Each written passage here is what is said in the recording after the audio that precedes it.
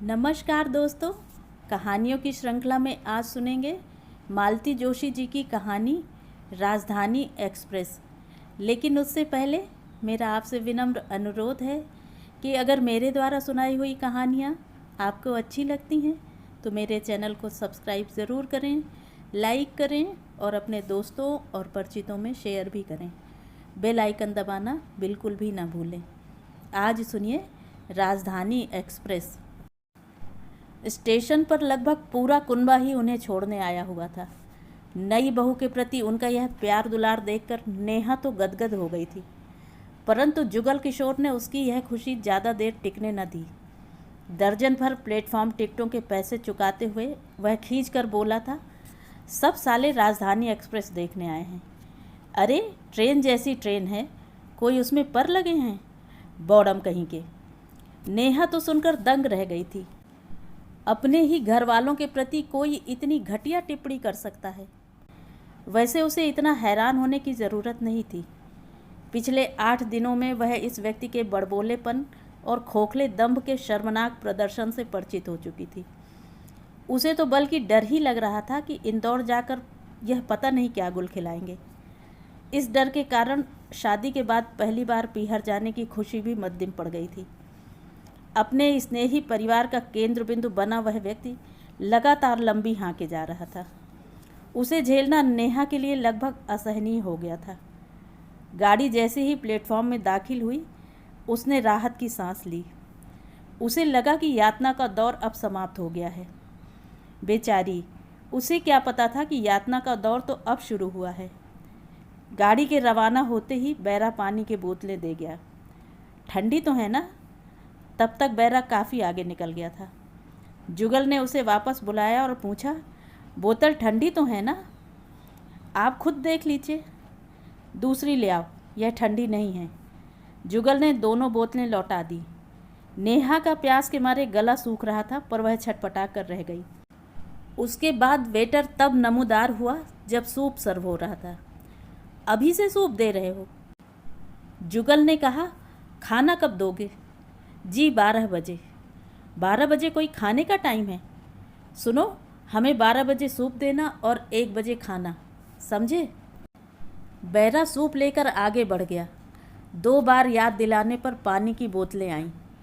जुगल फिर कुछ कहे, इसके पहले ही नेहा ने अपनी वाली बोतल खोलकर मुंह से लगा ली। प्यास तो खैर लगी ही थी, पर वह जुगल को दोबारा बैरे से उलझने का मौका नहीं देना चाहती थी। जिस समय सबके लिए खाना सर्व हो रहा था, जुगल ने अपने लिए सूप मंगवाया। सूप में डालने के लिए एक्स्ट्रा काली मिर्च का पाउडर मंगवाया। बैरा बेचारा पहले तो पीपर की जगह पेपर ही ले आया। उसे दोबारा दौड़ाया गया।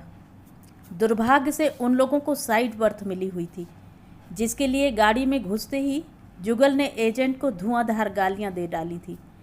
साइड बर्थ होने के कारण प्राइवेसी वैसे ही नहीं थी, फिर इस तरह की शोबाजी के कारण आसपास बैठे लोगों की नज़रें बार बार इसी ओर उठ रही थी। नेहा संकोच से गड़ी जा रही थी।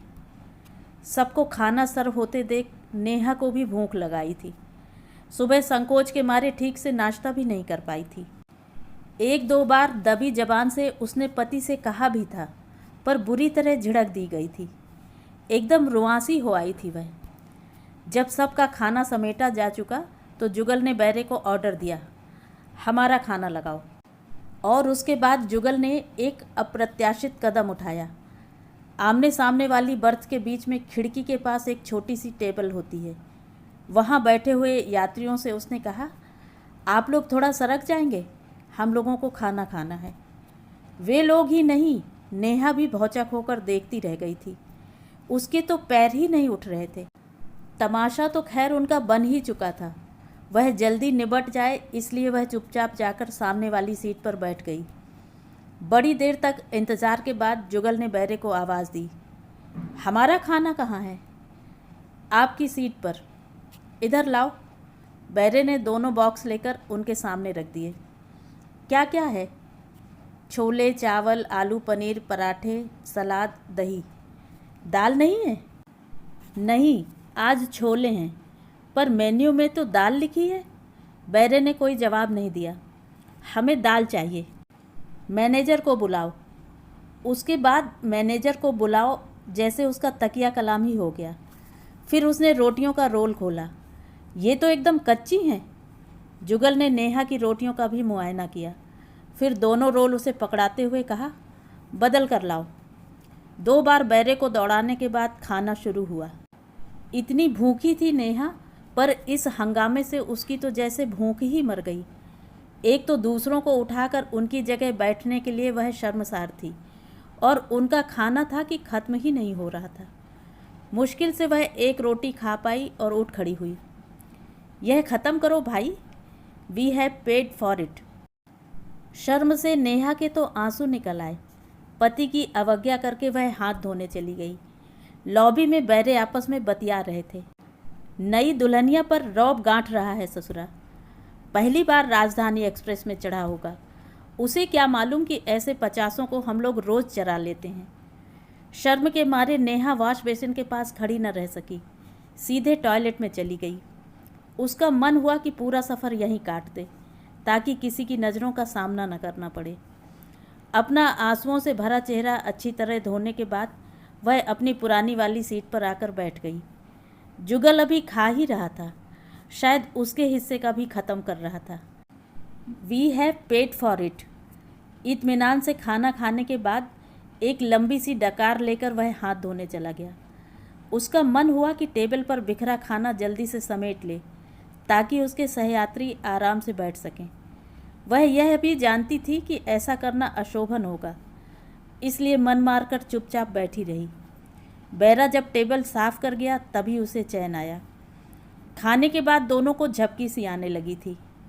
ये लोग बेड रोल नहीं दिए हैं क्या? जुगल ने पूछा। नेहा ने ऊपर वाली बर्थ की ओर इशारा कर दिया। जुगल लिफाफे खोलकर एक एक चीज़ निकालने लगा। देखना ज़रा साफ़ हैं कि नहीं, नहीं तो अभी बदलवाता हूँ।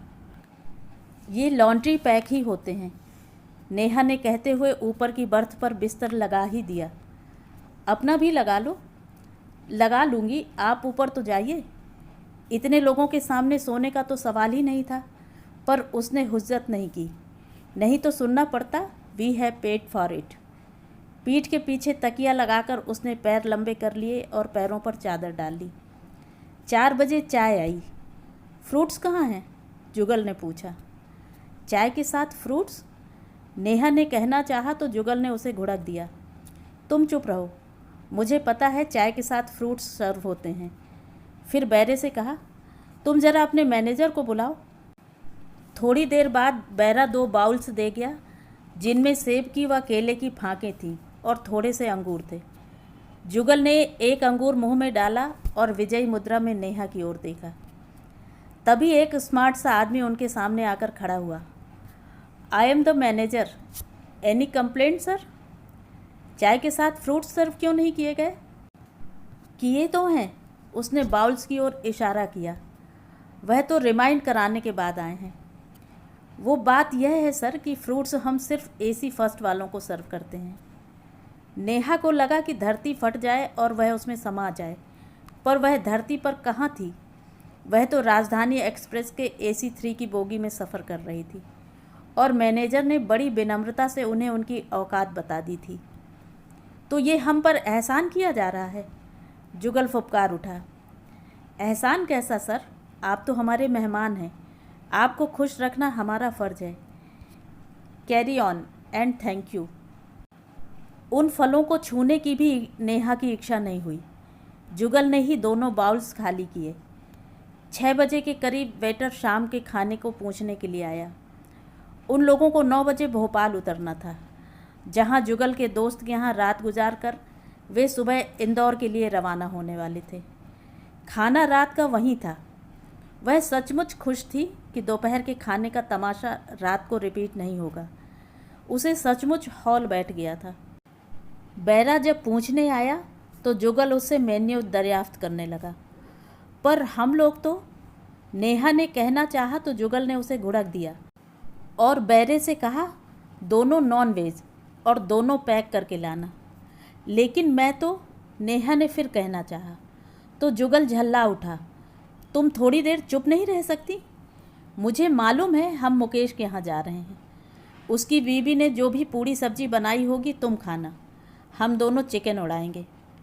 शाम को फिर सूप आया, गरम नहीं था इसलिए लौटाया गया। फिर 2-2 गिलास मांगे गए, साथ में पीपर पाउडर भी। उफ़, ये आदमी कितनी काली मिर्च खाता है, तभी ना दिमाग इतना गर्म है। उतरने से पहले अपना हुलिया सुधारने के लिए वह बाथरूम गई तो बैरे की बात फिर कानों से टकराई।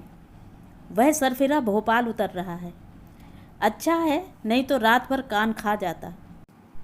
क्या ये बातें जानबूझकर उसे सुनाकर कही गई हैं? स्टेशन पर मुकेश सपत्नीक लेने आया था। और भाभी, सफ़र कैसा रहा? उसने पूछा। अच्छा ही रहा होगा, मुकेश की पत्नी ने कहा। राजधानी एक्सप्रेस में आए हैं, सफ़र अच्छा ही रहा होगा। नेहा का मन हुआ कि कहे, ये सफ़र तो जैसे तैसे कट गया भैया, पर अभी तो पूरी ज़िंदगी पड़ी है। ऐसे हम सफ़र के साथ वह कैसे कटेगी। तो ये थी कहानी। कहानी आपको कैसी लगी कमेंट करके ज़रूर बताएं।